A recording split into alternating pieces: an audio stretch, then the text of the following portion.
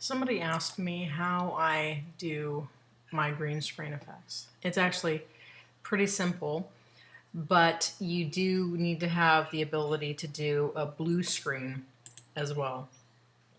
This is a little nativity video that we put together. My daughter wanted to do it for Christmas, so she got to be the angel. Actually, I didn't have any green screen at all.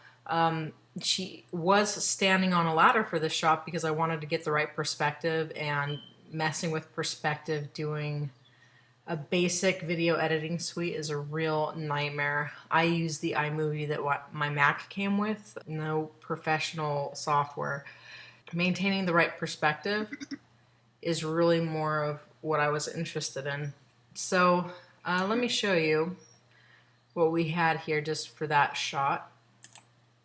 And this is the video that we used. Full quality HD. This is the video that we used. So I pull up the video on my Mac. I have it on pause. And I screen cap it. On a Mac, that's Command-Shift-3. So I have the picture. There's a really nice online app. It's apps.pixlr.com/editor. It's a really nice photo editor, the closest thing to Adobe I found. And what you do is you go in and you just create a green screen. You can see I blocked out all of the outside scenery, and I also created a blue screen where she used to be. What I found is that you want a kind of bright, almost limeish green and a very dark, kind of true blue. If you do the wrong color of blue, if your blue is too light, then this blue spot will show up as red when you actually put it into the video. This is a two-step process. So I'm ready to create my new little green screen bit. That means I need to put my video down.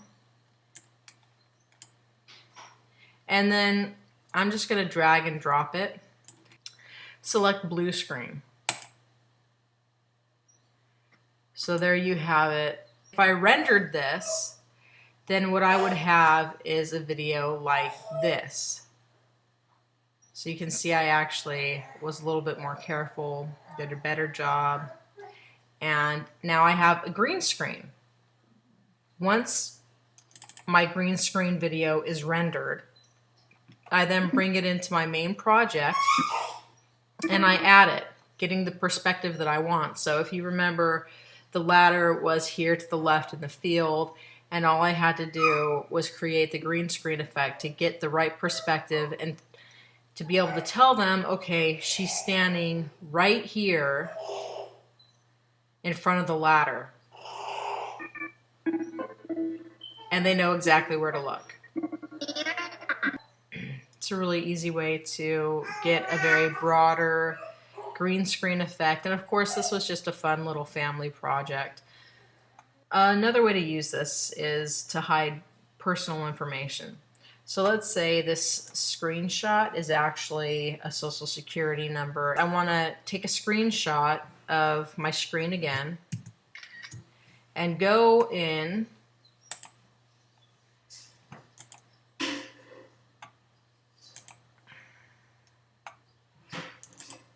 you want to select the area that you don't want them to be able to see and blur it as much as you need to hide the information. It can be a face, it can be anything you can blur with this. Then you want to go in and select the invert. So invert selection, which means I can now create a green screen. I could do this with blue screen as well, and just go crazy with it. So now that everything is green screened except for what I want blurred, I'm going to save that. Anyway, so now I have put that green screen onto my screen recording. And everything that was green screened is visible, but that bit of text that I blurred is not. So when I put my cursor behind here, my mouse, you can see that it disappears. Anything that is not green screened stays visible. There are just tons of applications you can do. The blurring text comes in useful if you're doing a tutorial with sensitive information, of course, but also using a blue screen and a green screen is just awesome. It doesn't matter how small your green screen is, you'll be able to have some pretty impressive effects.